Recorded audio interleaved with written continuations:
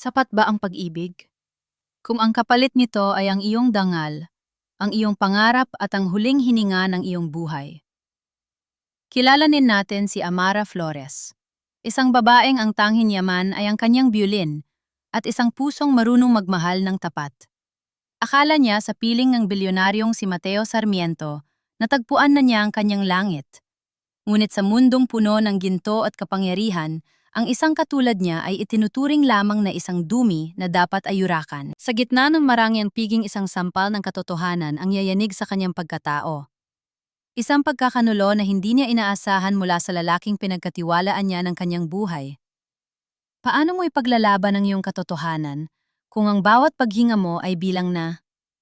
Paano mo tutugtugin ang huling himig ng iyong dangal kung ang lahat ng tao sa paligid mo ay nais kang patahimikin? Isang kwento ng sakripisyo, isang lihim na nakatago sa bawat nota, at isang paghihiganti na hindi dadaan sa dahas, kundi sa katotohanang dahan-dahang wawasak sa mga mapang api. Maliwanag ang mga ilaw sa loob ng Grand Ballroom ng Hotel de Mercedes. Ang amoy ng mamahaling pabango at ang tunog ng mga kubyertos na tumatama sa porselana ay nagsilbing musika sa pandinig ng mga elite sa Cebu. Ngunit para kay Amara Flores, ang gabing ito ay higit pa sa isang marangyang piging. Ito ang rurok ng kanyang pinaghirapan, ang gabi kung kailan kikilalanin ang kanyang music center bilang pangunahing benepisyaryo ng Sarmiento Foundation. Nakatayo siya sa gilid ng entablado, suot ang isang simpleng pulang bestida na lalong nagpadanga sa kanyang balingkinitang katawan. Yakap-yakap niya ang kanyang biolin, ang tanging alaala ng kanyang ama. Sa gitna ng karamihan, nahuli ng kanyang paningin si Mateo Sarmiento. Ang lalaking nagpabago sa takbo ng kanyang mundo. Ang lalaking nangako sa kanya ng kasal sa harap ng dambana. Ngumiti si Mateo sa kanya, ngunit tila may kakaibang lamig sa mga mata nito na hindi niya maipaliwanag. At nayon, boses ng MC ang umalingaw-ngaw, kilalanin natin ang babaeng nagbigay ng himig sa mga pangarap ng ating mga kabataang kapuspalad. Ang ating violin virtuoso, Miss Amara Flores, nagpalakpakan ng mga tao. Humakbang si Amara, paakyat sa entablado, ang bawat hakbang ay puno ng pag-asa. Ngunit bago pa man siya makarating sa mikropono, isang boses ang pumutol sa kagalakan ng paligid. Huwag mong dungisan ng violin na yan ng mga maruruming kamay mo, Amara. Ang akala ko sining ang buhay mo, yun pala katawan mo lang ang alam mong ibenta. Tumigil ang kalakpakan. Nabitawan ni Amara ang kanyang bow. Si Mateo yon.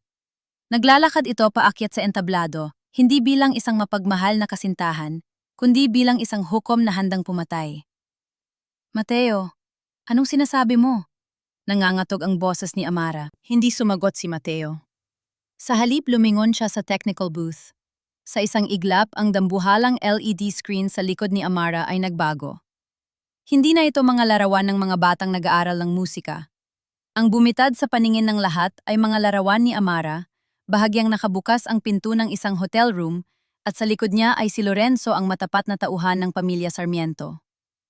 Sa isa pang larawan, makikitang suot ni Amara ang isang mamahaling kuwintas habang nakasandal sa dibdib ng lalaki. Nagkaroon ng gulungan sa paligid. Ang mga paghangang nakita ni Amara kanina ay napalitan ng pandidire. Naririnig niya ang boses ng mga matatandang socialite. Kaya pala mabilis na akyat ang posisyon. Manggagamit. Gold digger. Hindi totoo yan, Mateo. Alam mong hindi ko magagawa yan. Sigaw ni Amara. Ang luha ay nagsisimula ng pumatak. Hindi magagawa. Nilapitan siya ni Mateo, ang galit sa mukha nito ay parang apoy na gustong tumupok sa kanya. Ang kwintas na suot mo sa larawang yan, Amara. Yan ang kwintas na ibinigay ko sa'yo noong anibersaryo natin. Ibinigay ko sa'yo dahil akala ko ikaw ang pinakamalinis na babaeng nakilala ko. Pero mas masahol ka pa pala sa basura. Mateo, makinig ka muna. Isang malakas na sampal ang nagpatahimik kay Amara. Napasandal siya sa piano sa gilid ng entablado. Ang sakit sa kanyang pisingi ay wala pa sa kalahati ng sakit ng nararamdaman ng kanyang puso.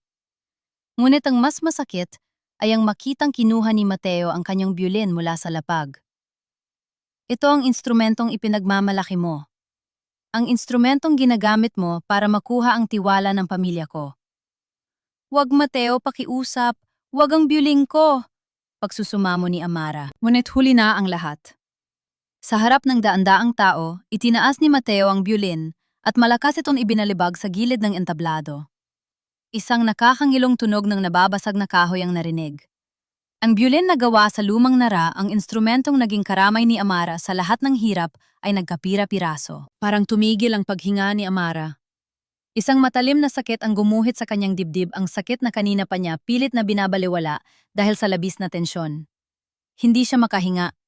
Ang bawat singhap niya ay parang may tumutusok na karayom sa kanyang baga. "Umalis ka na bago ko pa malimutan na babae ka." Malamig na utos ni Mateo. "Mula sa oras na ito, wala ka ng kinalaman sa Sarmiento Lines. At ang music center mo bukas na bukas din, kukunin ko ang gusaling yon. Dudurugin ko ang lahat ng bakas mo sa buhay ko, gaya ng ginawa mo sa tiwala ko." Tumingin si Amara sa madla.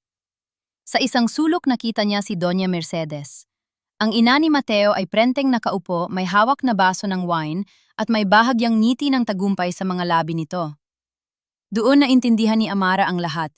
Ito ang bitag na inihanda para sa kanya. Sinubukan ni Amara na tumayo ng tuwid, kahit na ang kanyang mga tuhod ay nangangatog.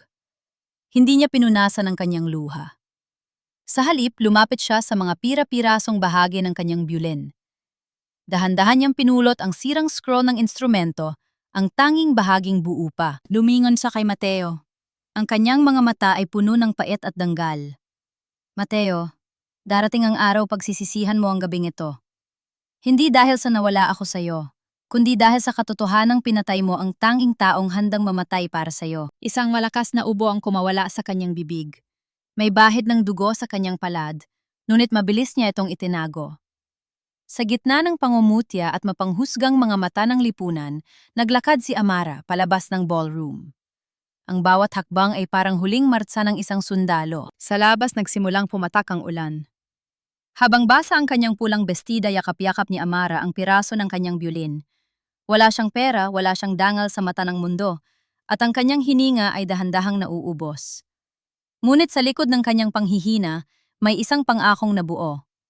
Hindi siya susuko hanggat hindi naririnig ng mga Sarmiento ang huling nota ng kanyang katotohanan. Mula sa malayo nakita niya ang sasakyan ni Lorenzo na dahan-dahang sumusunod sa kanya.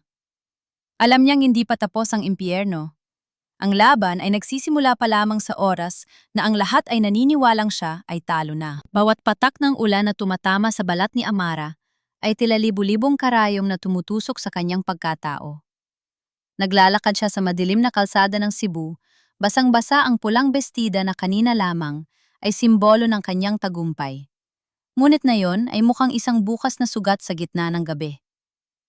Yakap-yakap pa rin niya ang piraso ng kanyang byulin, ang huling bahagi ng kanyang dignidad, na pilit niyang isinasalba mula sa pagkawasak. Hirap siyang huminga. Ang bawat hakbang ay isang pakikipagbuno sa sariling baga, na tila unti-unting napupuno ng semento. Ngunit kailangan niyang makarating sa music center. Kailangan niyang makita ang mga bata. Sila ang tanging dahilan kung bakit tinanggap niya ang lahat ng dumi na ibinato sa kanya ni Mateo. Ngunit pagdating niya sa tapat ng lumang gusali na nagsilbi niyang tahanan at pangarap isang malakas, natunog ng pagbagsak ang sumalubong sa kanya. "Huwag pakiusap, dahan-dahan naman kayo," sigaw ng isang pamilyar na boses. Si Nanay Rosa yon ang tagapagluto sa center. Nakita ni Amara ang kanyang mga gamit, ang kanyang mga libro ng musika, ang mga lumang silya at maging ang kanyang mga damit na marahas na isinasakay sa isang malaking truck. Ang mga lalaking gumagawa nito ay suot ang uniforme ng Sarmiento Lines. "Anong nangyayari dito?" paos na tanong ni Amara. Lumingon ang mga kapitbahay. Ang mga taong dati ay bumabate sa kanya ng may ngiti, ngayon ay nagbubulungan habang nakatingin sa kanyang basang hitsura. "Yan na ba yung sinasabi sa balita? Ang dumi naman pala ng paraan niya para makakuha ng pondo," rinig niyang sabi ng isang babae sa kalsada. "Amara, anak." Tumakbo si Nanay Rosa patungo sa kanya, umiiyak. Bigla silang dumating. Sabi nila may utos daw ni Doña Mercedes at ni Sir Mateo. Kailangan na raw bakantihin ang gusaling ito dahil ibebenta na ang lupa. "Pero may kontrata pa kami. Hindi nila pwedeng gawin ito," protesta ni Amara. Ngunit ang kanyang boses ay nabaon sa ingay ng ulan. Ang kontrata ay nakapangalan sa Foundation Amara. At ang foundation ay pagmamay-ari ng mga Sarmiento. Isang malamig na boses ang sumabat mula sa anino. Lumabas si Lorenzo mula sa isang itim na sasakyan, hawak ang isang payong. Ang lalaking kasama niya sa mga pekeng larawan sa hotel ay nakatayo ngayon sa harap niya nang may bakas ng pangungutya. Lorenzo, bakit mo ginawa ito? Alam mong walang katotohanan ang mga larawang iyon? Sigaw ni Amara habang pilit na hinahabol ang kanyang hininga. Lumapit si Lorenzo at bumulong. Sapat lang, para siya lang ang makarinig. Huwag kang magmalinis, Amara. Sumunod lang ako sa utos ng Donya. At tandaan mo ang usapan. Manatili kang tahimik at itutuloy namin ang suporta sa operasyon ng batang si Toby at sa iba pang mga eskolar mo. Pero kung susubukan mong lumaban, sisiguraduhin kong hindi lang ang sentro na ito ang mawawala. Pati ang buhay ng mga batang pinoprotektahan mo magiging abo. Nanigas si Amara. Ang pangalang Toby, ang 7 taong gulang na batang nangangailangan ng heart surgery, ang naging tanikala sa kanyang leeg. Hinawakan niya ang kanyang dibdib. Ang sakit ay nagmula sa kanyang baga patungo sa kanyang puso. Pakiramdam niya ay may humahigpit na kamay sa loob ng kanyang katawan, pinipigilan ang bawat molekula ng hangin. Nasaan ang mga bata? Tanong ni Amara sa gitna ng panginginig. Inilipat na sila sa isang orphanage sa kabilang bayan. Doon sila hanggat hindi ka lumalapit sa kanila. Yan ang utos ni Mateo. Ayaw niyang madungisan ng isang mapangalunya ang isipan ng mga bata. Sagot ni Lorenzo bago tumalikod at sumakay muli sa sasakyan. Naiwan si Amara sa gitna ng ulan, nakaluhod sa basang semento. Ang kanyang mga nota ng musika ay nagkalat sa putikan. Ang mga tinta ay nabubura na parang ang kanyang sariling kasaysayan. Amara, Diyos ko ang putla mo, sigaw ni Nanay Rosa nang makita siyang unti-unting bumibigay. Isang matinding ubo ang kumawala kay Amara. Sa pagkakataong ito, hindi lang mansa ng dugo ang nakita niya. Isang malaking buo ng dugo ang bumagsak sa kanyang palad. Ang paningin niya ay nagsimulang magdilim. Ang ingay ng ulan ay napalitan ng isang mahabang tunog sa kanyang tenga. Tunog ng isang biolin na naputulan ng lahat ng kwerdas. Tuluyan siyang gumagsak. Ang huli niyong naramdaman ay ang malamig na semento at ang boses ni Nanay Rosa na humihingi ng tulong. Nagising si Amara sa loob ng isang maliit at baradong silid. Amoy luma at alikabok. Ito ang silid sa likod ng sari-sari store ni Nanay Rosa, ang tanging lugar na tumanggap sa kanya sa gabing iyon. Heto, uminom ka muna ng mainit na tsaa, pag-aalaga ni Nanay Rosa. Pasensya ka na anak, ito lang ang kaya kong maibigay. Natatakot din ang mga tao na tulungan ka dahil baka pag-initan sila ng mga sarmiento. Salamat, Nay Rosa, sapat na ito, mahinang sabi ni Amara. Sinubukan niyang gumangon, ngunit ang bawat galaw ay nagpapaalala sa kanya ng sakit sa kanyang dibdib. Napatingin siya sa maliit na telebisyon sa sulok ng silid. Isang news program ang kasalukuyang ipinapalabas. Isang malaking iskandalo ang yumanig sa mundo ng sining ngayong gabi. Ang kinikilalang violin prodigy na si Amara Flores ay opisyal ng tinanggal sa National Orchestra matapos lumabas ang mga ebidensya ng kanyang immoral na gawain at pakikipagsabwatan sa korupsyon sa loob ng Sarmiento Foundation. Ayon sa pahayag ni Mr. Mateo Sarmiento, hindi nila kailanman kukwentihin ang mga taong gumagamit ng sining para sa pansariling interes. Ipinakita sa screen ang larawan ni Mateo, ang muka ng lalaking mahal niya na ngayon ay nadimuka ng kanyang kaaway. Ang kanyang pangalan, ang kanyang dangal at ang kanyang sining ay winakasan sa loob lamang ng isang gabi. Dahan-dahang kinuha ni Amara ang kanyang bag. Sa loob nito ay ang maliit na recorder na ginagamit niya para sa mga lesson ng mga bata. Pinindot niya ang record button. Day 1. Bulong niya sa recorder, ang boses ay puno ng determinasyon sa kabila ng panghihina. Kinuha nila ang lahat sa akin. Pero hindi nila alam, ang pinakamahalagang nota ay hindi nasusulat sa papel, kundi sa bawat hiningang pilit nilang kinukuha. Sa labas, ang kidlat ay muling gumuhit sa langit, tila isang babala na ang bagyong ito ay hindi patapos. At si Amara Flores sa gitna ng kanyang paghihingalo ay nagsisimula ng buuin ang isang himig na hindi kailanman malilimutan ni Mateo. Ang bawat paghinga ni Amara ay parang paghatak ng isang mabigat na kadena sa loob ng kanyang dibdib. Sa maliit na silid ni Nanay Rosa, ang tanging ingay ay ang tila pagtiktak ng lumang orasan sa dingding, isang paalala na ang bawat segundo ay unti-unting ninanakaw mula sa kanya. Habang nakatingin sa kisaming may mansa ng lumang ulan, muling naglakbay ang kanyang isipan sa araw kung kailan nagsimula ang lahat ng kanyang impyerno. 3 buwan na ang nakalilipas. Ang amoy ng antiseptic at ang nakabibinging katahimikan ng hallway ng ospital, ang huling bagay na nais niyang maalala. Ngunit ang boses ng doktor ay tila sirang plakang paulit-ulit sa kanyang pandinig. Pulmonary hypertension, Miss Flores. Malubha na ang kondisyon mo. Ang puso mo ay nahihirapang magbumba ng dugo dahil sa taas ng presyon sa iyong mga baga. Hindi ka na pwedeng tumugtog ng matagal. At hinding-hindi ka na pwedeng magdalang tao. Para siyang pinatungan ng dambuhalang bato sa dibdib. Si Mateo, paano niya sasabihin kay Mateo? Ang lalaking pinangarap na magkaroon ng isang pamilyang puno ng musika kasama siya. Lalabas na sana siya ng ospital upang hanapin si Mateo nang isang itim na limusin ang huminto sa kanyang tapat. Bumukas ang bintana at bumungad ang muka ni Doña Mercedes Sarmiento. Ang babaeng ang ngiti ay kasing lamig ng bakal. Sumama ka sa akin, Amara. May mahalaga tayong pag-uusapan, utos nito. Dinala siya ng Donya sa isang pribadong silid sa loob ng isang mamahaling restaurant. Walang paligoy-ligoy na inilapag ni Mercedes ang 2 folder sa ibabaw ng mesa. Ang isa ay naglalaman ng mga dokumento ng utang ng music center at ang isa naman ay ang mismong medical record ni Amara na kalalabas lang kanina. Paano ninyo nakuha ito? Panginginig na tanong ni Amara. Pera ang nagpapatakbo sa mundong ito, hiha. At ang pera ko ang nakakaalam ng lahat. Uminom si Mercedes ng tsaa ng may poise. Alam kong balak mong sabihin kay Mateo ang tungkol sa sakit mo. Balak mong gamitin ang awa niya para pakasalan ka at gawin siyang tagapag-alaga ng isang babaeng mamamatay na. Hindi totoo yan. Mahal ko si Mateo. Kung mahal mo siya, hindi mo hahayaang masira ang kinabukasan niya dahil sa'yo. Ang boses ng Donya ay tila latigo. Alam mo bang nakahanda si Mateo na iwan ang pagiging presidente ng kumpanya para lang sa'yo? At kapag ginawa niya yon, ang mga Sarmiento lines ay babagsak.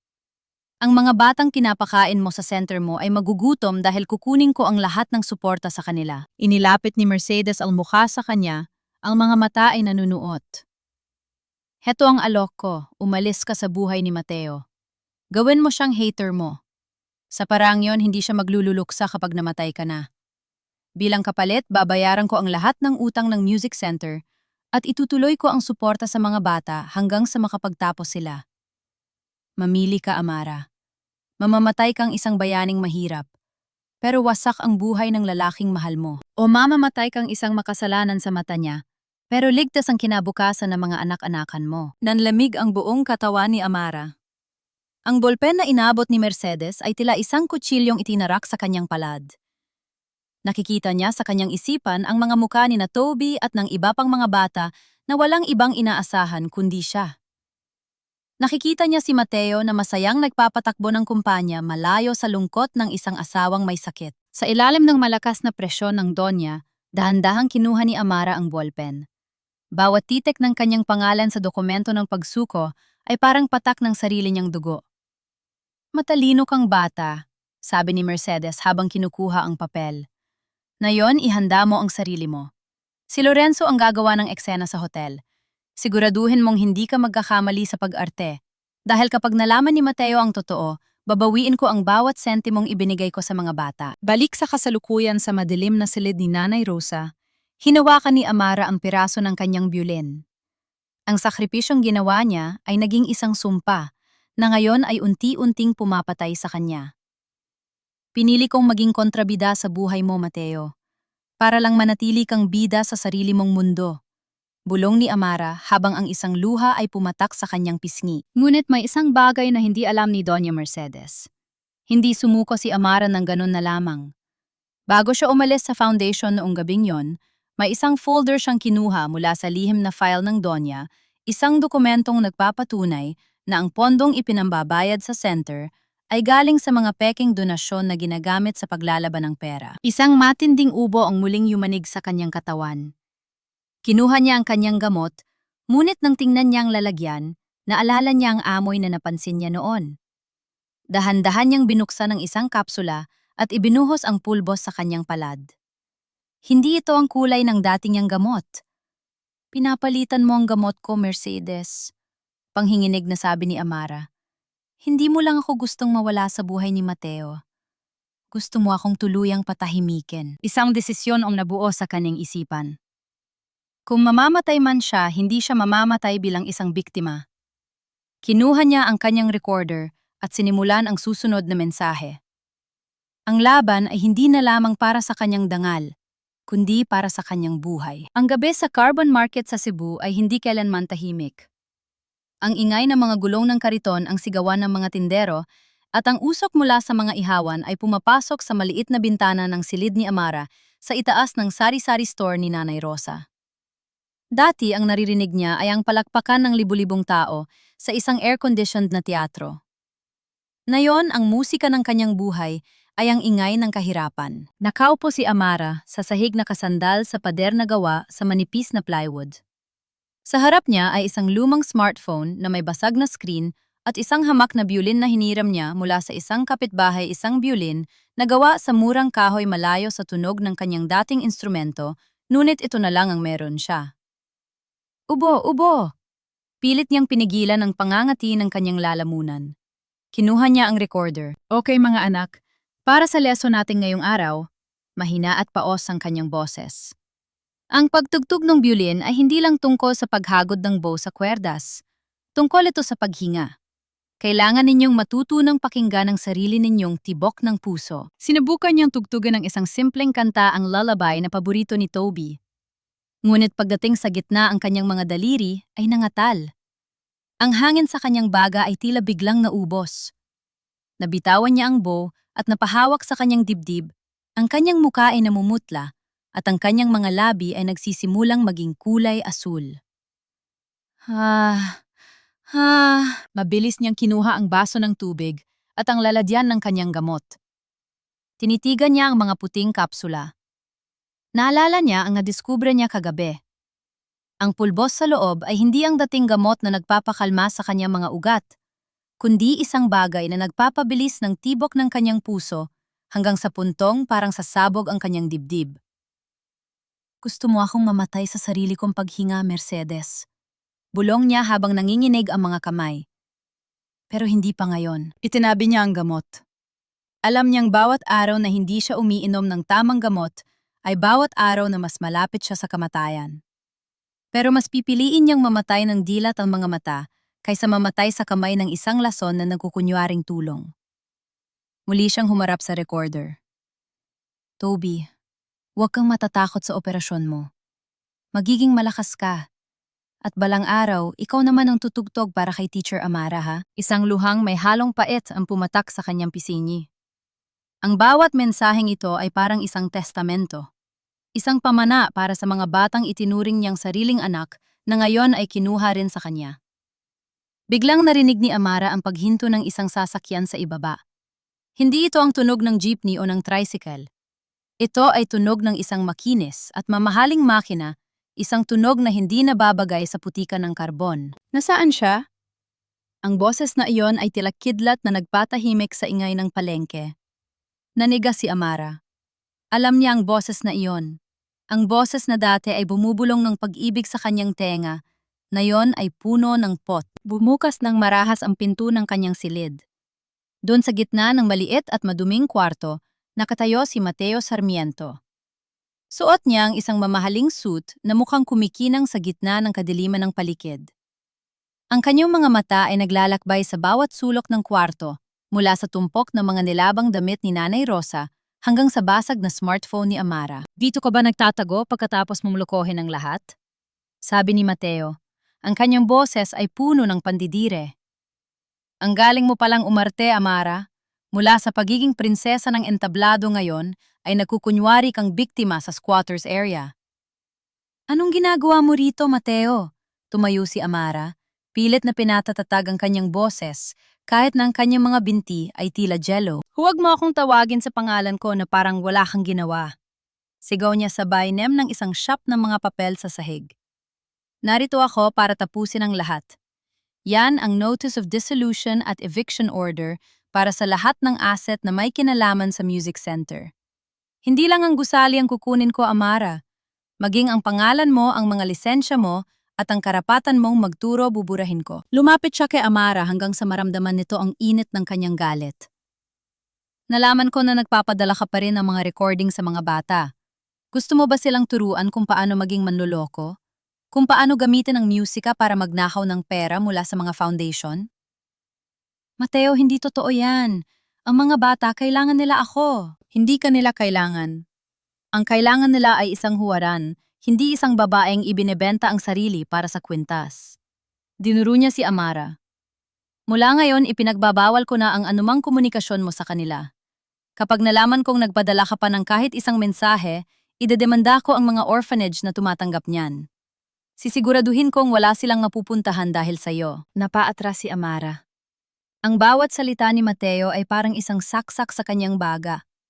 Ang tanging bagay na nagpapanatili sa kanya ang kanyang komunikasyon sa mga bata ay kinuha na rin sa kanya. Bakit, Mateo? Pagod na tanong ni Amara. Bakit kailangang maging ganito kairal ang galit mo? Dahil minahal kita. Sigaw niya at sa isang sandali, nakita ni Amara ang sugat sa likod ng kanyang mga mata. Dahil ibinigay ko sa iyo ang lahat, Amara, pero mas pinili mong paglaruan ako. Ngayon pagmamasdan kita, habang unti-unti kang nagiging abo sa lugar na ito. Tinalikuran siya ni Mateo at mabilis na lumabas. Ngunit bago siya tuluyang makababa, huminto siya. Isang bagay pa, nalaman ng nanay ko na may sakit ka raw. Huwag mo nang subukang gamitin yan para makuha ang awa ko. Marami nang namamatay sa mundong ito, Amara. Hindi ka espesyal. Ang tunog ng kanyang mga yabag ay unti-unting nawala kasabay ng muling pag-ingay ng palengke. Naiwan si Amara sa gitna ng kwarto, nakatingin sa mga papel na nagkalat sa sahig. Isang matinding ubo ang kumawala sa kanya at sa pagkakataong ito, hindi lang dugo ang lumabas. Ang kanyang paningin ay tuluyang nagdilim habang yakap-yakap ang recording na hindi na kailanman maririnig ng mga bata. Sa gitna ng kanyang pagkawala ng malay, isang huling nota ang nanatili sa kanyang isipan. Ang katotohanan ay parang musika. Gaano mo man ito pilitin, napatahimikin, laging may paraan para ito ay muling marinig. Malamig ang sahig na maliit na kwarto nang magising si Amara. Ang kanyang pisini ay nakadikit sa semento at ang amoy ng tuyong dugo at alikabok ang pumuno sa kanyang ilong. Sa labas, unti-unti nang sumisikat ang araw sa carbon market. Ngunit para kay Amara, tila nananatili siya sa ilalim ng isang mahabang eklipse. Amara, Diyos ko anak, salamat at bising ka na. Halos madapa si Nanay Rosa sa pagpasok. Sa silid bitbit ang isang mangkok ng mainit na lugaw. Akala ko ay tuluyan ka ng kinuha sa akin. Bakit pa hindi mo sinabi na ganito na kalalang nararamdaman mo? Hindi agad nakasagot si Amara. Dinama niya ang kanyang dibdib. Ang bawat tibok ng kanyang puso ay parang martilyong humahampas sa kanyang mga tadyang. Nay Rosa, ang gamot ko. Nasaan ang mga puting kapsula? Ito ba? Inabot ni Nanay Rosa ang lalagyan na nalaglag sa sahig kagabi. Inumin mo na, baka sakaling gumaan ang pakiramdam mo. Tinitigan ni Amara ang lalagyan. Naalala niya ang banta ni Mercedes at ang kakaibang reaksyon ng kanyang katawan sa tuwing iinom nito. Imbes na kumalma ang kanyang baga, lalong gumibilis ang kanyang pulso hanggang sa puntong hindi na siya makakita ng maayos. Hindi ko muna iinumin ito, Nay, mahinang sabi ni Amara. Kailangan kong pumunta sa barangay clinic. May kailangan akong malaman. Pero Amara, hindi mo pa kayang maglakad. Kailangan ko, Nay. Buhay ko ang nakataya rito. Sa tulong ng isang tungkod at ang pilit na lakas ng loob, tinahat ni Amara ang maputik na eskinita patungo sa isang maliit at lumang klinik na pinatatakbo ng mga madre at volunteer doctors. Alam niyang hindi siya pwedeng pumunta sa malalaking ospital sa Cebu. Ang pangalang Sarmiento ay abot hanggang sa mga board of directors ng mga iyon. Dito sa piling ng mga dukha, doon lamang siya ligtas sa mga mata ni Mercedes. Miss Flores, ayon sa pagsusuri namin sa dinala mong kapsula, ang volunteer doctor na si Dr. Santos ay may bakas ng pag-aalala sa kanyang mukha. Hindi ito ang iniresetang gamot para sa pulmonary hypertension. Tumigil ang mundo ni Amara. Ano po ang ibig ninyong sabihin? Ang pulbos sa loob ng mga kapsulang ito ay isang uri ng heart stimulant na may mataas na dosage. Para sa isang taong may kondisyon sa baga at puso na gaya mo, ang gamot na ito ay lason. Pinapabilis nito ang tibok ng puso mo hanggang sa mapagod ang iyong baga at tuluyang mag-collapse. Tiningnan siya ng doktor ng diretsyo. Sino ang nagbibigay sa'yo nito? Dahil kung itinuloy mo ang pag-inom nito sa loob ng isa pang linggo, baka hindi ka na nagising. Nanigas ang buong katawan ni Amara. Hindi lang siya pinalayas ni Mercedes. Hindi lang siya siniraan sa harap ni Mateo. Ang Donya ay aktwal na gumagawa ng hakbang para kitlin ang kanyang buhay. Gusto niya ako mamatay sa parang magmumukhang natural na komplikasyon ng sakit ko. Bulong ni Amara sa kanyang sarili. Miss Flores, kailangan nating i-report ito sa pulis, sabi ni Dr. Santos. Huwag po muna, Doc. Mabilis na sagot ni Amara. Ang kalaban ko ay may hawak sa leeg ng batas. Masasayan lang ang oras natin. Pakiusap bigyan niyo na lang ako ng tamang gamot, kahit yung pinakamura lang. Lumabas si Amara sa klinik na may dalang bagong pag-asa, ngunit may mas mabigat na pasanin. Alam na niya ang laro ni Mercedes. Ang Donya ay takot na matuklasan ni Mateo ang katotohanan tungkol sa pondo ng music center, kaya kailangang mabaw ni Amara ang lihim na yon sa hukay. Habang naglalakad pabalik sa palengke, naramdaman ni Amara na may nakatingin sa kanya. Huminto siya sa tapat ng isang tindahan ng mga tuyo at lumingon sa kabilang kalsada. Doon sa loob ng isang itim na SUV na may madilim na tint, nakita niya ang isang pamilyar na anino. Ang sasakyan ay dahan-dahang umandar at huminto sa isang sulok. Bumaba ang bintana ng bahagya at nakita ni Amara ang mga mata ni Lorenzo, ang lalaking naging mitsa ng kanyang pagkasira. Hindi ito gumalaw. Nakatitig lang ito sa kanya tila isang buwayang naghihintay ng tamang pagkakataon para lumamon. Isang babala na kahit sa ang sulok ng Cebu, hindi siya makakatakas sa kamay ng mga Sarmiento. Hinawakan ni Amara ang kanyang bag na naglalaman ng mga bagong gamot at ang maliit na USB na naglalaman ng mga lihim na dokumento ng kumpanya. Tumingala siya sa langit kahit na ang usok ng karbon ay humaharang sa asul nito. Maaring mahina ang baga ko, Mercedes, bulong ni Amara habang pilit na itinutuwid ang kanyang likod. Pero hanggat may natitira pa akong isang hininga, sisiguraduhin kong yon ang hiningang tatapos sa mga kasinungalingan ninyo. Bumalik siya sa silid ni Nanay Rosa. Ngunit bago pa man siya makapasok, nakita niya ang isang pamilyar na bagay sa tapat ng kanyang pinto. Isang puting rosas ang paboritong bulaklak na laging ibinibigay sa kanya ni Mateo noon. Ngunit ang rosas ay wala ng talulot at ang tangkay nito ay sadyang binalian. Isang mensahe mula sa kadiliman.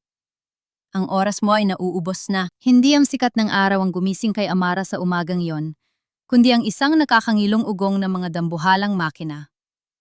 Ang lupa sa carbon ay tila nayayanig at ang mga kalapati sa bubungan ay nagliliparan sa takot. Mabilis na bumangon si Amara kahit na ang kanyang paningin ay umiikot at ang bawat hininga niya ay parang hinihiwa ng kutsilyo. Amara anak, huwag kang lalabas! Sigaw ni Nanay Rosa mula sa ibaba, ngunit huli na ang lahat. Pagdungaw ni Amara sa bintana, nakita niya ang makapal na usok mula sa mga bulldozer at excavator na dahan-dahang gumagapang patungo sa direksyon ng music center. Ang lumang gusaling iyon na may mga kupas na pintura ng mga nota at instrumentong iginuhit ng mga bata ay nakatayo na parang isang biktima sa gitna ng bitayan. Hindi maaari ito, bulong ni Amara. Sa kabila ng panghihina, tumakbo siya palabas. Nadapa siya sa putikan, ang kanyang mga palad ay nagasgas, ngunit hindi niya ininda ang sakit.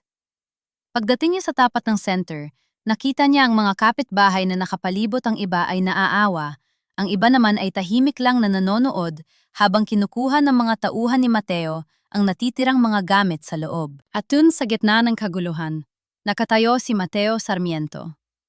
Nakasandal siya sa kanyang itim na sasakyan, suot ang shades, at walang bakas ng emosyon sa kanyang muka, habang pinagmamasdan ng dambuhalang bakal na excavator na tumatama sa bubungan ng center.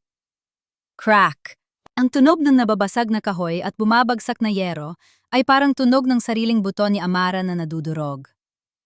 Iyon ang silid kung saan unang natutong humawak ng bow si Toby. Iyon ang sulok kung saan sila nangarap ni Mateo na magtayo ng isang pamilya.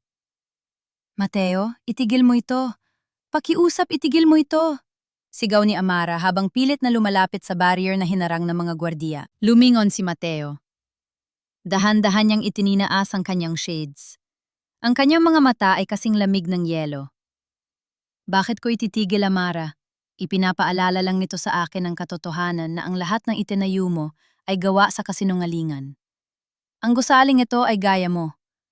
Mukhang matino sa labas pero nabubulok na sa loob. Hindi totoo yan. Ang center na ito ang pag-asa ng mga bata. Wala silang kinalaman sa galit mo sa akin. Pag-asa. Tumawa si Mateo, isang tawang puno ng pait. Ito ang pugad ng korupsyon ninyo ni Lorenzo. Ipinapasira ko ito dahil ayaw kong may matira pang kahit anong bakas ng dumi mo sa lungsod na ito. Buburahin ko ang bawat alaala mo, Amara. Mula sa pangalan mo hanggang sa mga pader na ito. Muling tumama ang excavator. Sa pagkakataong ito, ang pader kung saan nakapaskil ang mga drawing ng mga bata ay tuluyang gumuho. Nakita ni Amara ang isang maliit na papel na may guhit ng violin na lumilipad sa hangin bago ito natapakan ng dambuhalang gulong. Huwag! Pilit na kumawala si Amara sa mga gwardiya. Mateo, pakiusap, kahit ang mga gamit na lang ng mga bata. Sa sobrang desperasyon nakalusot si Amara sa isa sa mga gwardiya at tumakbo patungo sa gumuguhong gusali. Ngunit bago pa siya makalapit, isang gwardiya ang marahas siyang hinawakan sa braso at itinulak pabalik. Umalis ka rito, sabi! Sigaw ng gwardiya. Napasob-asob si Amara sa matitigas na tipak ng semento at bato na galing sa nawasak na pader. Ang kanyang dibdib ay tila sasabog na sa sobrang sikip. Ang alikabok mula sa guho ay pumasok sa kanyang mga baga na nagsisilbing lason sa kanyang may sakit na katawan. Ubo! Ubo! Isang matinding ubo ang yumanig sa kanyang buong pagkatao. Sa bawat ubo naramdaman niya ang lasa ng kalawang sa kanyang bibig. Nang tingnan niya ang kanyang mga kamay na nakatukod sa durog na semento, nakita niya ang matingkad na kulay ng dugo. Dugo sa ibabaw ng guho ng kanyang pangarap. Amara! Isang boses ng bata ang narinig niya mula sa malayo. Sina Toby. At ang iba pang mga bata ay naroon dinala ng kanilang mga bagong taga-alaga para kunin ang kanilang mga huling gamit. Nakita nila ang kanilang teacher Amara na nakaluhod duguan at pinapanood ang pagkadurog ng kanilang tahanan. Ang kanilang mga iyak ay humalo sa ingay ng mga makina. Tiningnan ni Amara si Mateo. Inasahan niyang makakakita siya ng kahit kaunting awa, kahit kaunting pag-aalinlangan. Ngunit wala. Tinalikuran siya ni Mateo at sumakay sa kanyang sasakyan habang ang huling bahagi ng music center ay tuluyang nagiging abo at alikabok. Teacher Amara, huwag ka nang umiyak, bulong ni Toby habang lumalapit sa kanya, ngunit hinila ito palayo ng isang madre. Nanatiling nakaluhod si Amara sa gitna ng kalsada. Ang init ng dugo sa kanyang palad ay unti-unting lumalamig gaya ng kanyang pag-asa. Pinagmasdan niya ang bakanteng lote na dati ay puno ng himig at tawa. Ngayon, wala na itong iniwan, kundi mga pira-pirasong bato at ang nakabibinging katahimikan ng kawalan. Durog na ang lahat, Mateo, bulong ni Amara sa hangin ng kanyang boses, ay tila isang naghihingalong nota. Pero sa bawat batong ibinagsak mo, may isang katotohanang mas lalong tumitibay. Hinawakan niya ang USB sa loob ng kanyang bulsa. Iyon na lang ang natitira sa kanya. Iyon at ang kanyang huling hininga na gagamitin niya para itayo ang isang monumento ng katarungan na hindi kailanman kayang gibain ng kahit anong bulldozer. Ang opisina ni Mateo Sarmiento sa itaas na palapag ng Sarmiento Tower ay kasing dingal ng isang palasyo, ngunit kasing lamig ng isang libingan. Sa labas, ang mga ilaw ng lungsod ng Cebu ay kumikinang, ngunit sa loob tanging ang liwanag mula sa kanyang laptop ang tumatanglaw sa kanyang madilim na muka. Sa ibababaw ng kanyang mamahaling mesa ay nakapatong ang isang maliit na bagay na hindi nababagay sa karanyaan ng silid, isang USB drive na may disenyong pambata bahagyang madumi at may gas-gas. Nakuha niya ito mula sa mga gamit na hinakot sa music center bago ito tuluyang giniba. Sabi ng tauhan niya, nahulog daw ito mula sa bag ng batang si Toby. Basura! Bulong ni Mateo. Balak na sana niya itong itapon sa basurahan, ngunit may kung anong puwersa ang nagpatigil sa kanya. Isang alaala ng tawa ni Amara, habang tinuturuan ng mga bata, ang biglang sumagi sa kanyang isipan. Sa huli, isinaksak niya ang USB sa kanyang laptop. Sa ilang segundo tanghing katahimikan ang narinig. Pagkatapos isang pamilyar na himig ang nagsimulang umalingaw-ngaw. Ang tunog ng biolin. Ngunit hindi ito ang masiglang tugtog na nakasanayan niya sa mga konsyerto. Ito ay malungkot, mabagal at puno ng pait. Sa bawat hagod ng bow sa kwerdas, nararamdaman ni Mateo ang isang bigat sa kanyang dibdib na hindi niya maipaliwanag. Ngunit habang tumatagal ang recording, may kakaibang tunog na humahalo sa musika. Isang ritmikong tunog ng makina. Hispa, hispa. Kumunot ang noo ni Mateo. Inilapit niya ang kanyang tenga sa speaker. Ang tunog na yon, tunog yon ng isang oxygen concentrator. Ang makina na ginagamit ng mga taong hindi na kayang huminga ng kusa. Biglang tumigil ang tugtog. Narinig ni Mateo ang tunog ng biolin na tila nalaglag sa sahig. Pagkatapos ay ang sunod-sunod at malalim na ubo isang ubong, tila nanggagaling sa kailaliman ng tuyong lalamunan. Mateo. Naniga si Mateo sa kanyang upuan. Ang boses ni Amara. Pero hindi ito ang boses ng babaeng nagtaksil sa kanya sa hotel. Ang boses na ito ay manipis nanginginig at tila nagmumula sa isang taong malapit ng malagutan ng hininga. Mateo, kung nakikinig ka, patawarin mo ako, bulong ni Amara sa recording. Narinig ni Mateo ang paghikbin nito sa pagitan ng mabigat na paghinga. Hindi ko gustong saktan ka, pero kailangan kong iligtas ang mga bata. Kailangan kong iligtas ang pangarap mo. Ang mga pondo, ang music center, ginamit lang kaming tabing ni Doña Mercedes. Ang mga peking donasyon, ang paglalaban ng pera sa kumpanya, lahat yon ay nasa lihim na folder. Napalunok si Mateo. Ang kanyang puso ay nagsimulang tumibok ng mabilis hindi dahil sa galit, kundi dahil sa isang namumuong takot. Mateo, makinig ka. Ang boses ni Amara ay naging isang pabulong na pagsusumamo. Huwag mong paniwalaan ang nanay mo. Ang mga larawan sa hotel, lahat yon ay palabas lang. Tinakot niya ako. Sabi niya papatayin niya ang suporta sa mga bata kung hindi ako lalayo sa iyo. At ang gamot, Mateo, ang gamot na ibinibigay niya sa akin. Lason yon. Pinapatay niya ako ng dahan-dahan. Cough. Pakiusap, Mateo. Bago ako mawala, hanapin mo ang katotohanan. Huwag mong hayaang kainin ka ng galit mo. Doña Mercedes is killing both of us, one with lies and the other with poison. Pagkatapos noon, tanging ang tunog na lang ng makina ang natira. Hispa. Hanggang sa tuluyan ng maputol ang recording. Naiwang tulala si Mateo si dilim. Ang kanyang mga kamay ay nanginginig. Bawat salita ni Amara ay parang isang kidlat na tumama sa kanyang puso, winawasak ang lahat ng pader ng put na itinayo niya sa loob ng ilang linggo. Naalala niya ang itsura ni Amara sa gitna ng guho ng center. Ang dugong nasa palad nito ang pamumutla ng mga labe at ang tingin na puno ng pait. Hindi siya nag-iinarte. Hindi siya nagkukunwari. Talagang mamamatay na siya. At siya, ang lalaking nangakong magpoprotekta sa kanya, ang siyang mismong humila sa kanya patungo sa kamatayan. Diyos ko, anong nagawa ko? Bulong ni Mateo, ang kanyang boses ay nabasag. Biglang bumukas ang pinto ng opisina. Pumasok si Doña Mercedes, suot ang kanyang eleganteng damit at may dalang isang baso ng gatas. Mateo, anak, bakit gising ka pa? Masyado ka nang natatrabaho. Heto, uminom ka muna. Tumingin si Mateo sa kanyang ina. Sa unang pagkakataon sa kanyang buhay, hindi paggalang ang naramdaman niya. Nakita niya ang isang estrange, isang babaeng may magandang muka, ngunit may pusong kasing itim ng gabi. Bakit, Nay? Tanong ni Mateo, ang boses ay mababa at mapanganib. Anong bakit, anak? Numiti si Mercedes, ngunit hindi ito umabot sa kanyang mga mata. Bakit mo siya kailangang patayin? Ang ngiti sa mga labi ni Mercedes ay dahan-dahang naglaho. Ang hangin sa loob ng silid ay tila naging kasing bigat ng tingga. Sa sandaling iyon, alam ni Mateo na ang bawat nota sa recording ni Amara ay ang katotohanang pilit na ibinaon sa dilim. At ang katotohanan iyon ang magiging mitsa ng pagguho ng imperyo ng mga Sarmiento. Nanatiling nakatitig si Mateo sa kanyang mga palad habang nakaupo sa loob ng kanyang madilim na sasakyan. Ang mga kamay na ito, ang mga kamay na dati ay humahaplos sa buhok ni Amara, nang may pagmamahal ay ang mga kamay ring bumasag sa kanyang biolin at nagtaboy sa kanya sa putikan. Bawat nota mula sa recording na narinig niya kanina ay parang isang matalim na bubog na nabaon sa kanyang puso.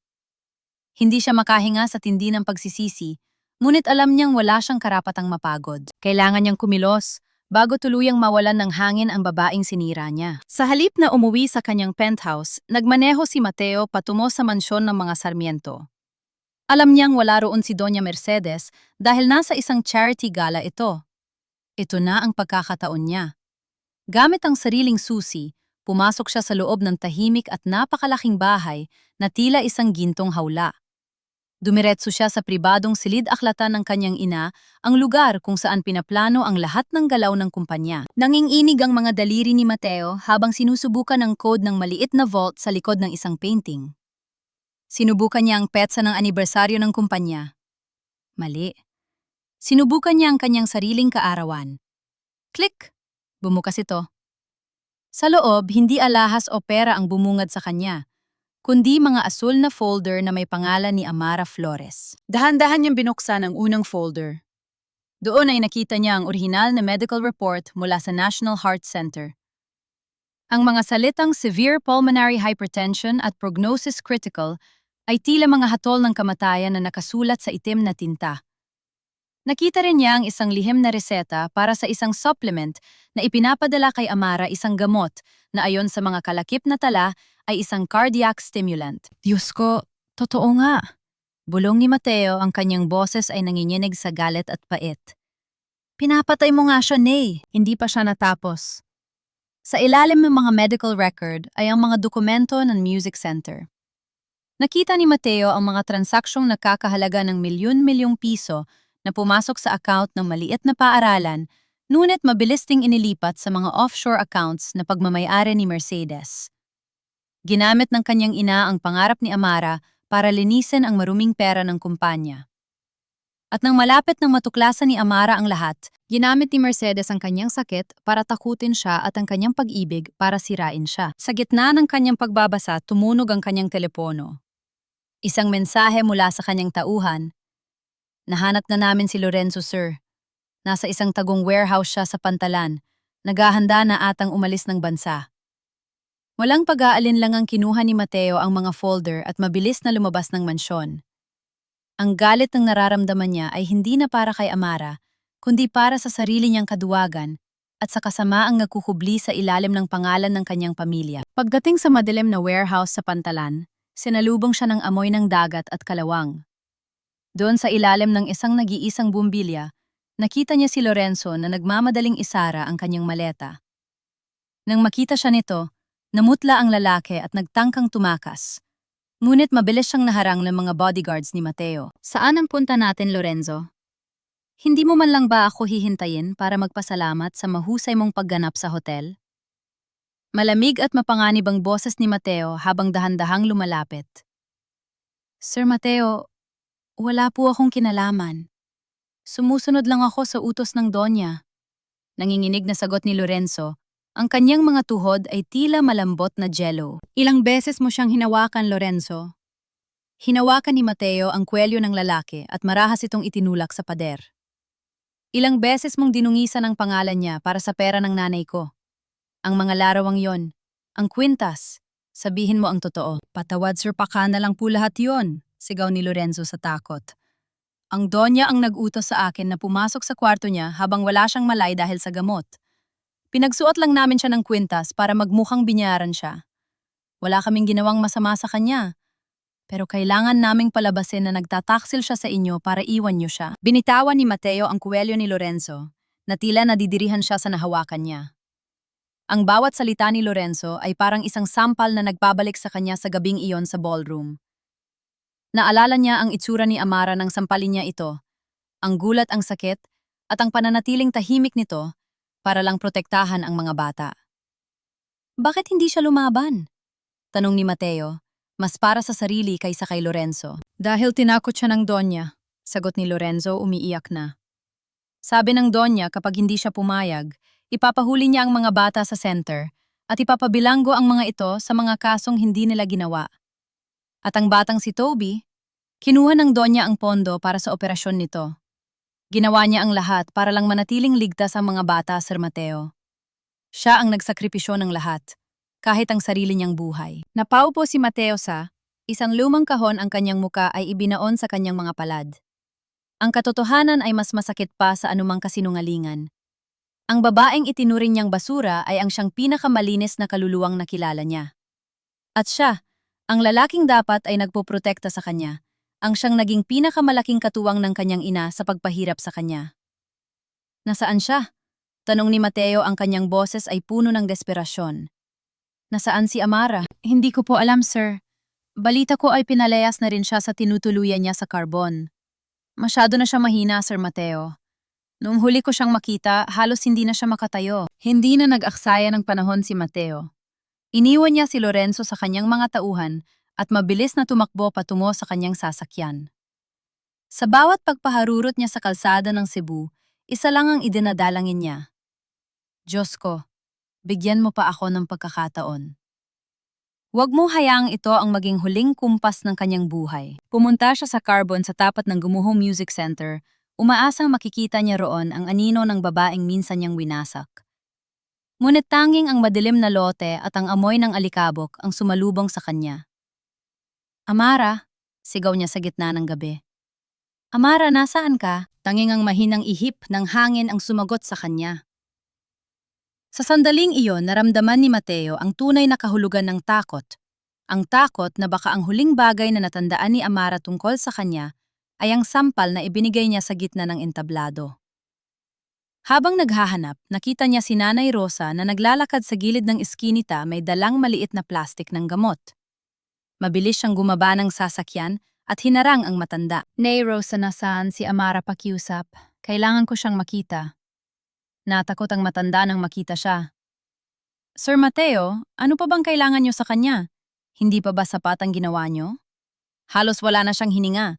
Gusto niyo pa ba siyang tuluyan? Nay, alam ko na ang totoo. Pakiusap, dalhin niyo ako sa kanya. Iiligtas ko siya. Tinitigan siya ni Nanay Rosa nang matagal ang mga mata nito ay puno ng pait. Huli na yata kayo, sir. Isinugod namin siya sa simbahan. Doon siya nagpunta para iwan ang huling mensahe sa inyo. Pero pagdating namin doon, hindi na siya nagigising. Parang gumuho ang mundo ni Mateo. Hindi siya naghintay ng iba pang salita.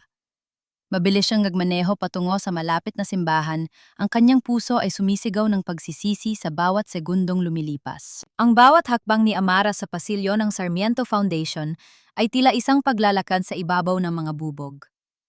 Isang oras bago siya natagpuan ni Nanay Rosa sa simbahan, may isang misyon pa siyang kailangang tapusin.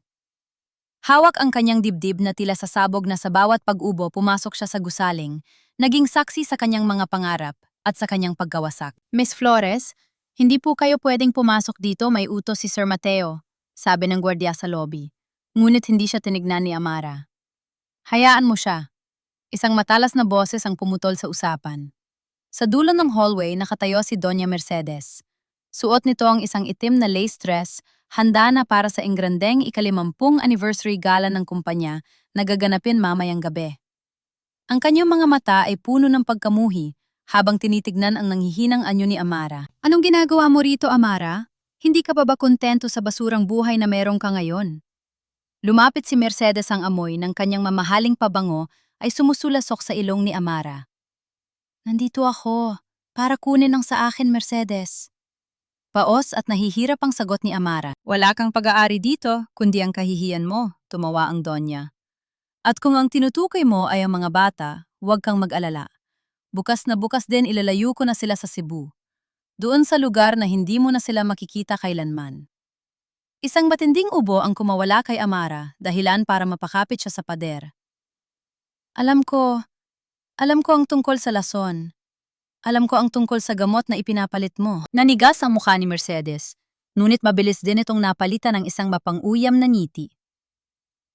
Sino ang maniniwala sa'yo? Isang babaeng may sakit, isang babaeng na patunay ang nagtaksil laban sa isang Mercedes Sarmiento. Kahit mamatay ka pa sa harap ko ngayon, sasabihin ko lang sa media na bumigay na ang baga mo dahil sa stress ng iyong mga kasalanan. Maaring wala nang naniniwala sa akin. Dahan-dahang itinuwid ni Amara ang kanyang likod. Ang kanyang mga mata ay nagdiningas sa gitna ng kanyang pamumutla. Pero ang mga numero, hindi sila nagsisinungaling. Sa isang mabilis na galaw na hindi inaasahan ni Mercedes, itinaas ni Amara ang kanyang maliit na recorder na nakatago sa kanyang bulsa. Nakarecord ang lahat, Mercedes. Ang pag-amin mo tungkol sa gamot, ang pagbabanta mo sa mga bata. Lahat. Ibigay mo sa akin yan.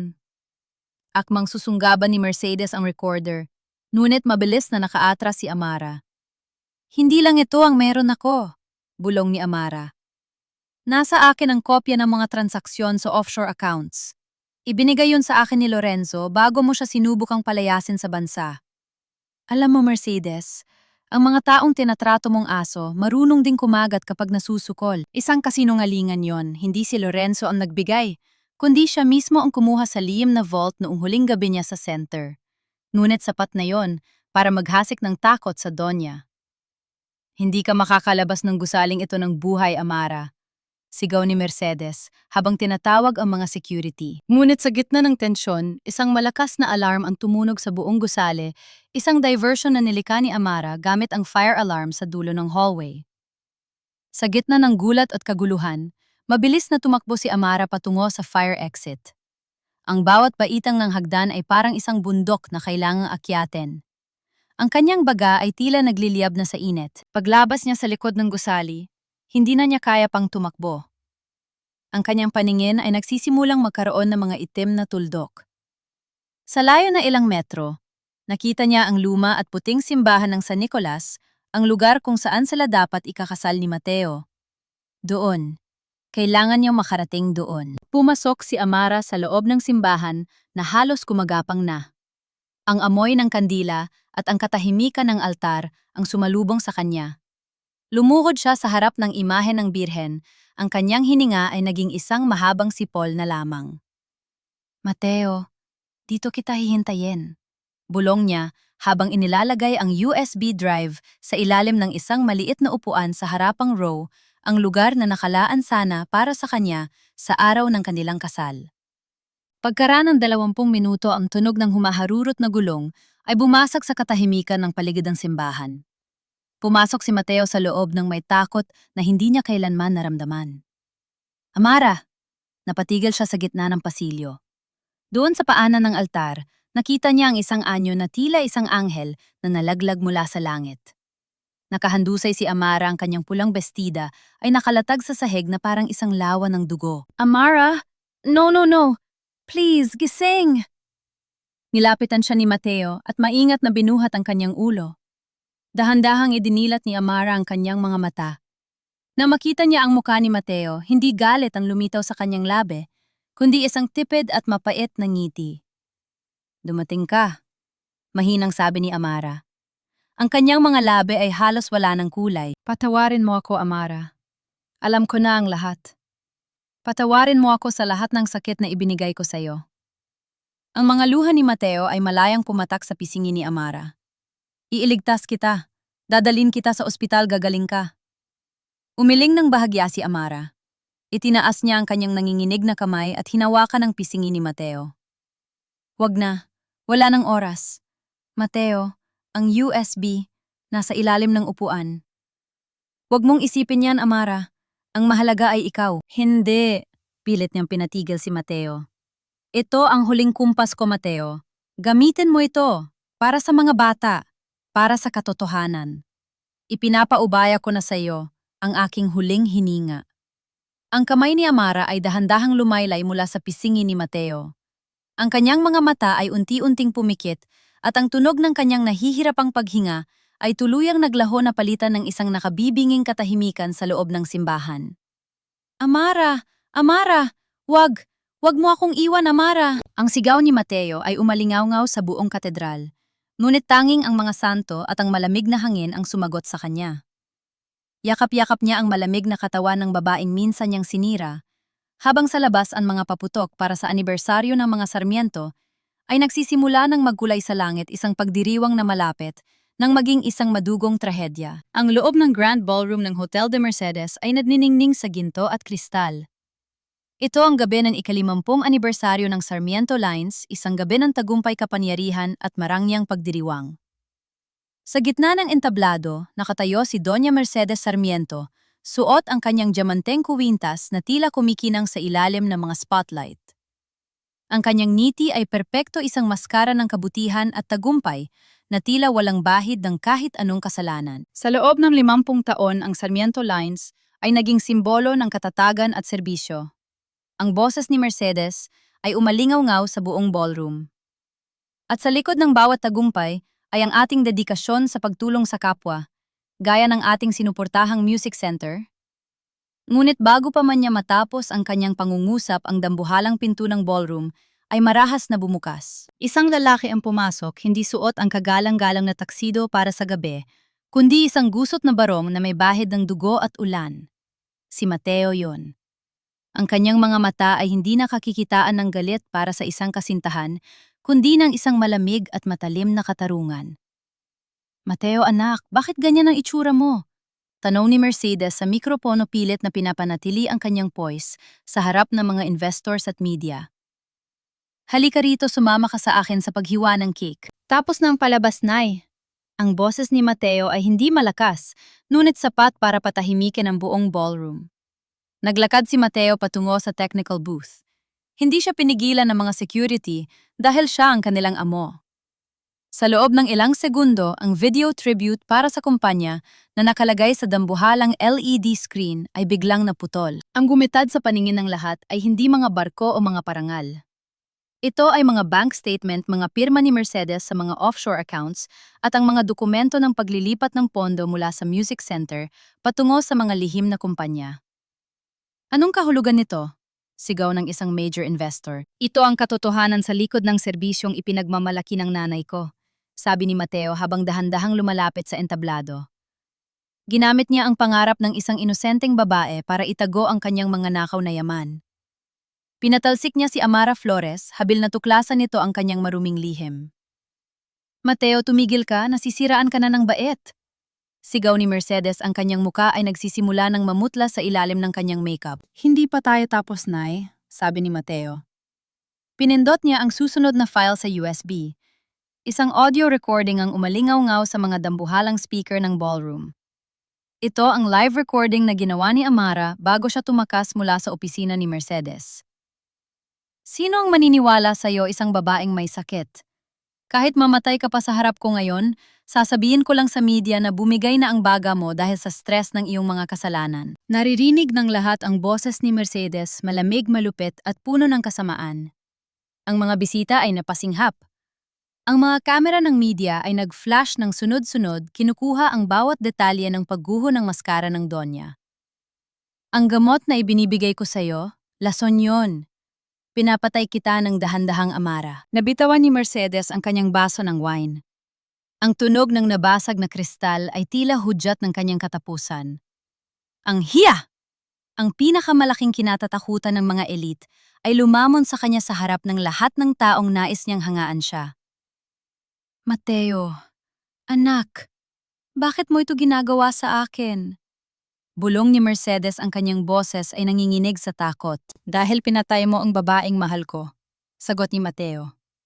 Ang luha ay tuluyan ng pumatak sa kanyang mga mata. "Dahil ginawa mo akong instrumento sa sarili mong kasamaan." Biglang bumukas muli ang pinto. Sa pagkakataong ito, hindi mga bisita ang pumasok, kundi ang mga pulis mula sa National Bureau of Investigation.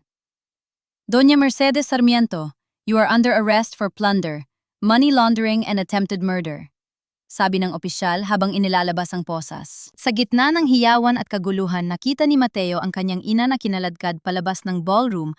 Ang babaeng dati ay reyna ng Cebu, ngayon ay isang kriminal na nakayuko sa kahihiyan. Ang diamanteng kuwintas sa kanyang leeg ay tila naging mga kadena na humihila sa kanya patungo sa dilim. Ngunit sa kabila ng tagumpay, walang nararamdamang kagalakan si Mateo. Tumunog ang kanyang telpono. Isang tawag mula sa ospital. "Sir Mateo, si Miss Flores po." Isinugod na siya sa emergency room. Ang kanyang puso, tumitigil na po ang kanyang pagtibok. Hindi na nag-isip si Mateo. Tinalikuran niya ang maranyang party ang kumpanya at ang lahat ng kanyang yaman. Tumakbo siya palabas ng hotel, ang kanyang isipan ay puno lamang ng isang panalangin.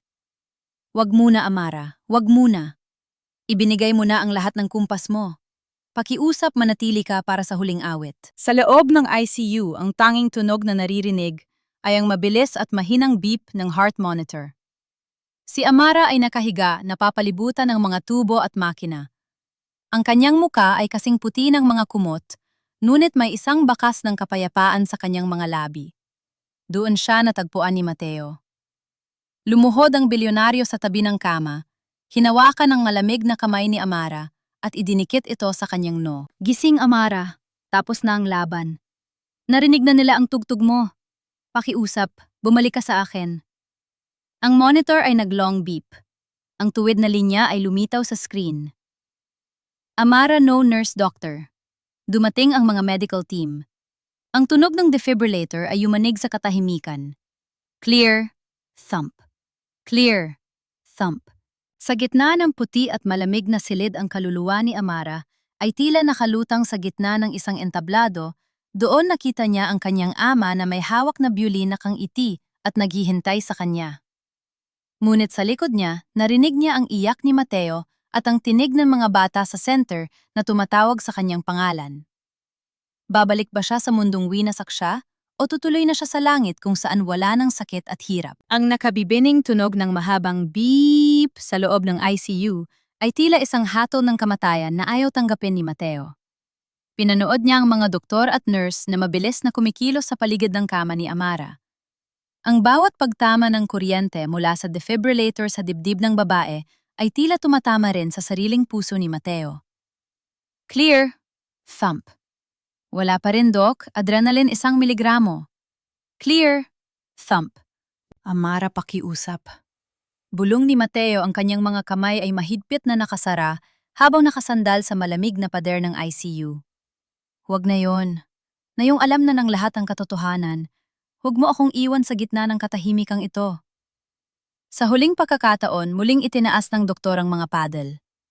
Clear, isang malakas na pagtalbog ng katawan ni Amara, at pagkatapos ay isang sandali na nakakangilong katahimikan. Lahat ay nakatingin sa monitor. Isang maliit na guhit ang umangat. Pagkatapos ay isa pa. At isa pa. Beep, beep, beep. May pulse na tayo, stable na ang rhythm. Ibalot siya sa hypothermia blanket, bilis. Napasandal si Mateo sa pader at dahan-dahang napaupo sa sahig. Ang kanyang mga luha na kanina pa niya pilit na pinipigilan ay malayang pumatak. Hindi ito ang luha ng pait, kundi luha ng isang milagrong, hindi niya akalaing ibibigay pa sa kanya ng langit. 6 na buwan ang lumipas. Ang sikat ng araw sa Cebu ay banayad na humahalik sa mga dahon ng mga puno sa loob ng isang pribadong rehabilitation center sa gilid ng dagat. Malayo ito sa ingay ng karbon. Malayo sa usok ng mga pabrika ng mga sarmiento. Nakaupo si Amara sa isang wheelchair na kaharap sa asul na dagat. Kahit na may manipis na tubo pa rin ng oxygen sa kanyang ilong, ang kanyang mga pisingi ay mayroon na uling bahid ng kulay rosas. Ang kanyang mga mata na dati ay puno ng pagod ay nagniningning na ngayon sa kapayapaan. Teacher Amara! Isang maliit na bata ang tumatakbo patungo sa kanya. Si Toby. Masigla na ito, wala na ang kamumutla, at ang mabilis na pagtakbo nito ay patunay na naging matagumpay ang kanyang operasyon sa puso. Toby, dahan-dahan lang baka madapa ka, ngiti ni Amara habang niyayakap ang bata. Tignan mo po, teacher, marunong na po akong tumugtog ng Twinkle Twinkle. Ipinakita ni Toby ang isang maliit na violin, isang regalo mula sa bagong tayong music center. Ang galing naman ng anak ko, haplos ni Amara sa buhok ng bata. Amara, napaponing si Amara.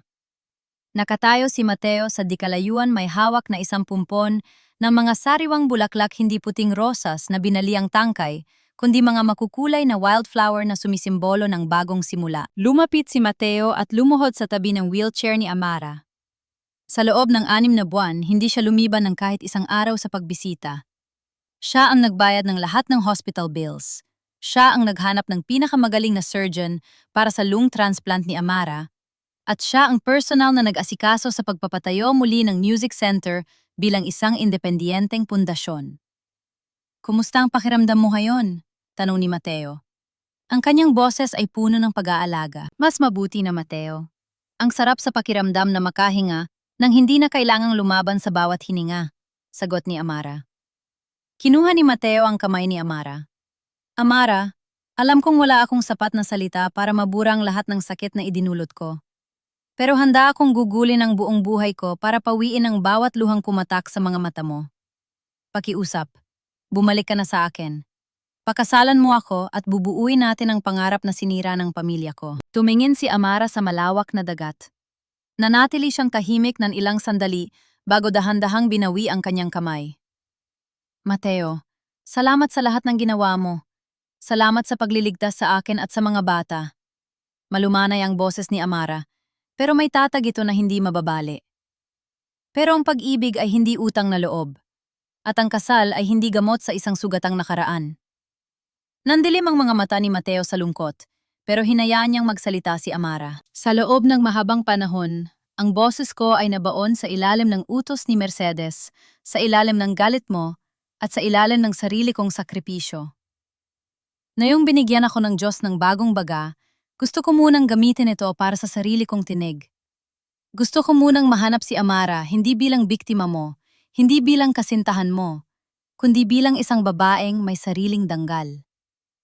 Ibig bang sabihin, wala na ba akong pag-asa?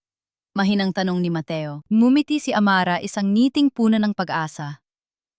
Hindi ko sinasabing tapos na tayo, Mateo. Sinasabi ko lang na kailangan nating magsimula muli sa tamang paraan.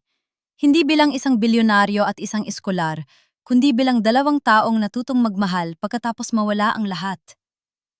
Tumayo si Amara mula sa kanyang wheelchair dahan-dahan pero matatag. Hindi na siya ang naghihingalong babae sa katedral. Siya ay isang babaeng muling isinisilang. Samantala sa loob ng Correctional Institute for Women, isang matandang babae ang nakaupo sa isang madilim na sulok ng selda. Wala na ang diamanteng kuwintas ni Doña Mercedes. Ang kanyang suot ay isang kulay kahel na uniforme na may tatak na inmate. Naririnig niya ang tawanan ng ibang preso habang nanonood ng balita sa TV. Ang balita ay tungkol sa pagbubukas ng Amara Flores Music and Arts Center, isang pasilidad na pagmamay-ari na ngayon ng komunidad at hindi na kontrolado ng mga Sarmiento. Nakita ni Mercedes ang mukha ni Amara sa screen, maganda malusog at pinararanghalan bilang inspirasyon ng bansa. Habang siya ang dating reyna ng Cebu, ay kailangang maglinis ng banyo ng selda para lamang makakain. Ito ang kanyang hiya, ang mabulok sa dilim, habang ang biktima niya ay nagniningning sa liwanag. Puno ang National Theater para sa muling pagbabalik ng violin virtuoso na si Amara Flores. Ngunit sa pagkakataong ito, hindi siya tumutugtog para sa mga elite. Ang unang 3 row ng upuan ay puno ng mga bata mula sa Carbon at iba't ibang orphanage. Nasa gitna ng entablado si Amara, suot ang isang simpleng puting bestida. Hawak niya ang isang bagong violin, hindi kasing mahal lang dati, pero ang tunog nito ay mas malalim, mas totoo. Bago sa magsimula, tumingin siya sa dulo ng teatro. Doon sa pinakahuling upuan, nakaupo si Mateo. Hindi siya lumapit sa entablado, hindi siya nagpadala ng malalaking bulaklak. Nanatili siyang tahimik, naghihintay gaya ng pangako niya. Sinimula ni Amara ang unang nota. Isang himig ng pasasalamat ng sakit at ng tagumpay. Ang bawat hagod ng kanyang bow ay tila isang paghinga ng kalayaan. Pagkatapos ng huling kumpas ang buong teatro, ay tumayo para sa isang standing ovation. Bumaba si Amara sa entablado, hindi para batiin ang mga mayayaman, kundi para yakapin sina Toby at Nanay Rosa na nasa harap. At habang papalabas ang mga tao, naglakad si Amara patungo sa dulo ng pasilyo kung nasaan si Mateo. Huminto siya sa harap nito at iniabot ang kanyang kamay. Handa na akong tumugtog ng bagong kanta, Mateo, kung handa ka na ring makinig. Hindi na kailangan ng maraming salita. Hinawakan ni Mateo ang kamay ni Amara hindi para hilahin ito, kundi para sabayan sa paglalakad patungo sa labas ng teatro, kung saan ang langit ay malawak malinis at puno ng bagong himig. Dahil sa huli ang tunay na pag-ibig ay hindi ang pagsasakripisyo ng sarili, kundi ang pagbuo sa sarili kasama ang taong marunong rumespeto sa iyong huling hininga.